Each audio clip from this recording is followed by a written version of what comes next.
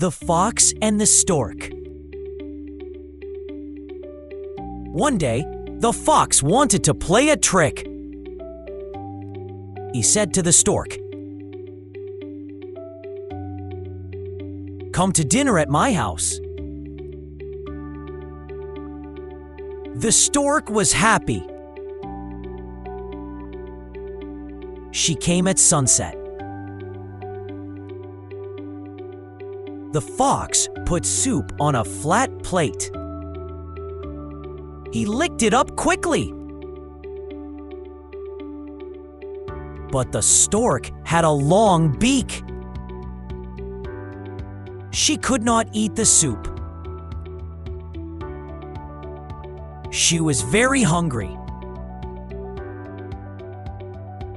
The fox laughed. "Ha ha ha ha ha! Why don't you eat?" he said. The stork was angry, but she said nothing. Later, the stork invited the fox to dinner.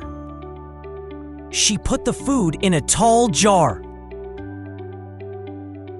The stork put her beak inside and ate.